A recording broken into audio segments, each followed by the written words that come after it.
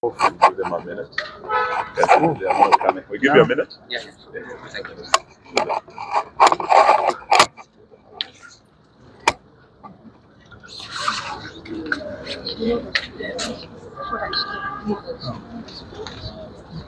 Yeah.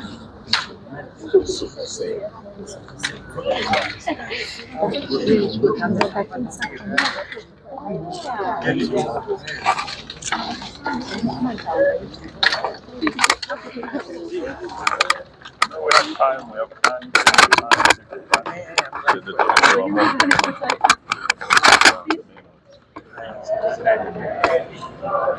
Are we all here? Sorry?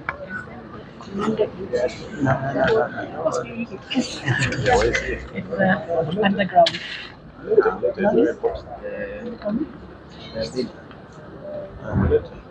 Baba, wapi baba ya Milimani's father is around. Mwangi Kabuli? And Milimani's father is around.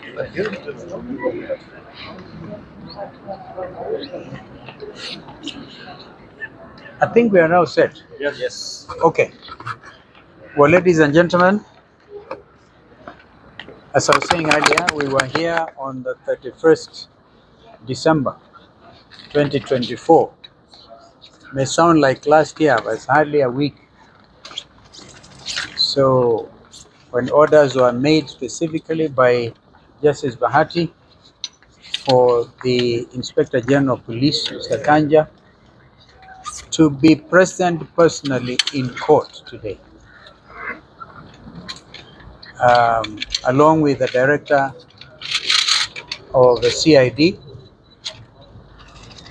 and the other state officers specifically mentioned in the petition. Today, these people made a no-show,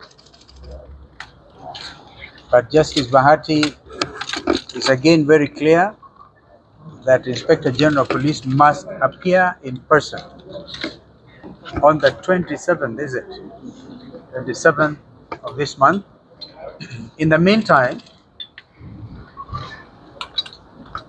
two abductees, Hon.Mbithe and Kevin Mogomi. Kevin was added as the 8th petitioner applicant, that they similarly also receive and get to know their liberty. This is why we are here. And we know it is not just the 8 now, but according to the Kenya Human Rights Commission, over 80, actually 82, have been abducted between July and now. So what we have also agreed that we're going to ask the Kenya National Human Rights Commission to do is to also give all these names in the amended affidavits. We are not going to let this matter go. We gave our pledge as the loyal position that we will remain with the people of Kenya. And 2025 is going to be action year. Oftentimes we've been criticized by some of our opponents. Say, what are you offering? We are literally here on the ground to assure Kenyans that will ensure the wheels of justice continue to move. Albeit, we are aware of the other concerns about the shortcomings in the judiciary. By the way, I should have added the name of Yusuf Hassan Ahmed. Yeah? Zainab? Yeah, Hussein. Yeah, Hussein Ahmed was also been missing. And his matter is before Justice Mwita. So we will ensure that this is a missing person, is a member of the county assembly in Wajir. No explanation whatsoever.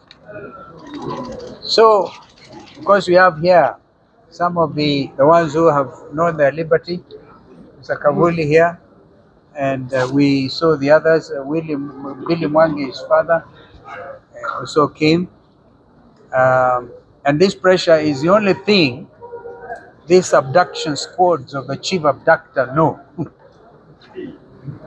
You get abducted, and then some of the sympathizers, underrating the intelligence of Kenyan people, have the audacity to say these people abducted themselves in order to cause maximum pain to their families. And others seem to know who are the abductors. The Mount Kenya jurists have made an application so that these people will also appear to shed light, particularly all those who are at this funeral event in Bungoma. And they know themselves, the majority leader, Kimani Ichung'wah, seems to know.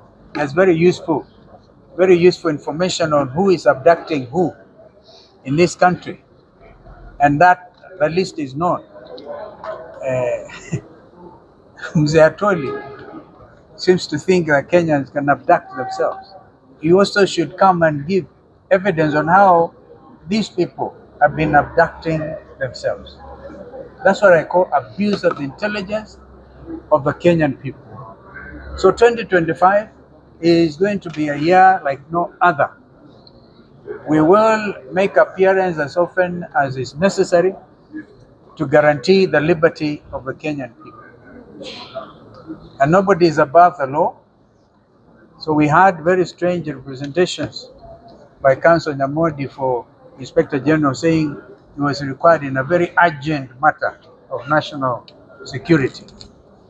Now, we will not hear any of that going forward. So, wanted to assure Kenyans, we are with you, but God above is with this nation, and we will make sure that those who believe not in the rule of law, but in the law of the jungle, will have no space in this country. We'll call them out, and we say, this is all Mr. William Ruto is doing. He himself admitted in Homa Bay, said we will stop the abductions. So we hope that nobody gets abducted anymore going forward. So I think I wanted to say that for now. Maybe my colleagues may want to add something. Only that when I spoke to Mr. Kavuli, who is present, he indicated that when he was abducted, he was handcuffed. And he indicated that his abductors were in possession of firearms. So the question we wish to put to the IG and to Mr. William Ruto is, how many people are allowed by law to be in possession of handcuffs? It's only the police, according to my understanding, that can handcuff you. And that's why we are saying this matter will not rest until such a time the IG will come and tell us who had cuffed Kavuli, who had cuffed Billy, and the rest. Indeed, and please note that this maximum pressure is what has earned the liberty of the ones we have in front of us so far. If it was not the threat of Maandamano last Monday, and remember there was the other Maandamano where Senator Mutata and his colleagues were arraigned here. Of course, they did not even have any charges to prefer, and were able to get them out on 1,000 shillings bail. And the fact that they knew that today, if they do not produce Kavuli and his colleagues, then serious orders are going to be issued. So we must keep this pressure.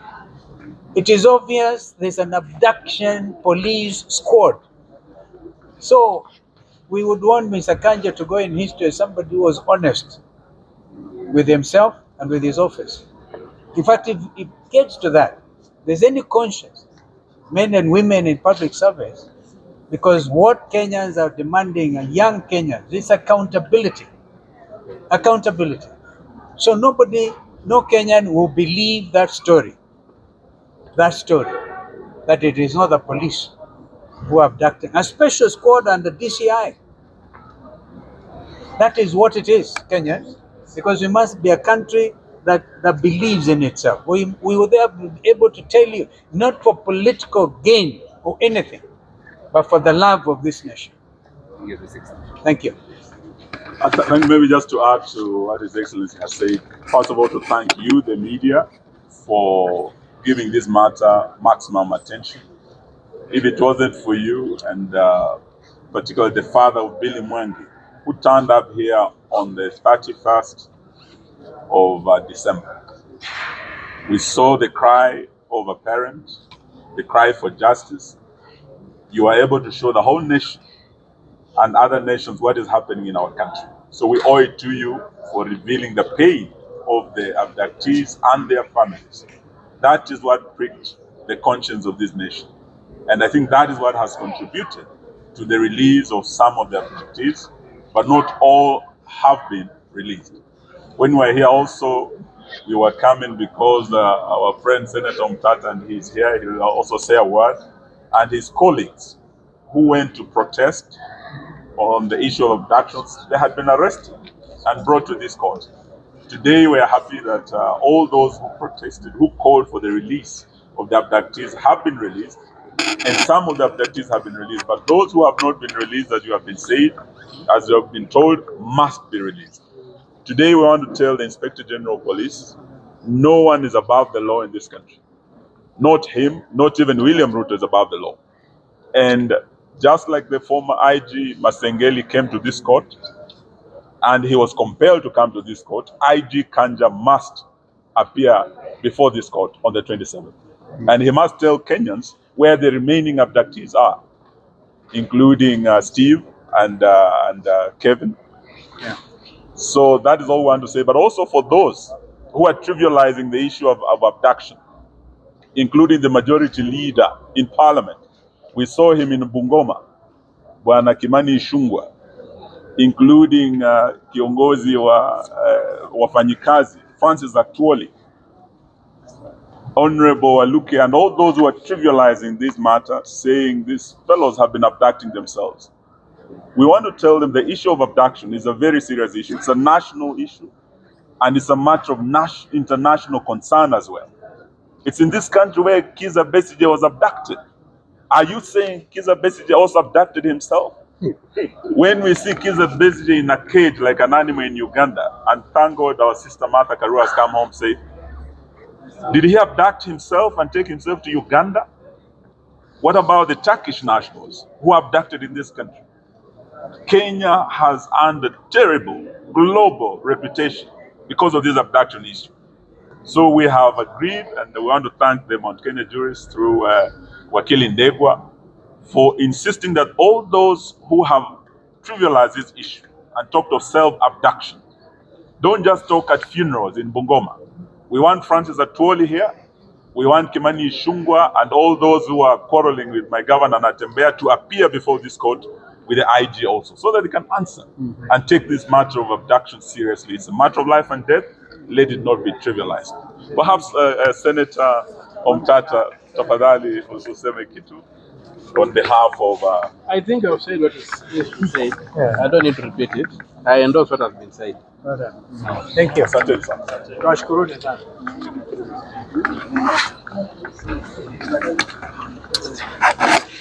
Thank you.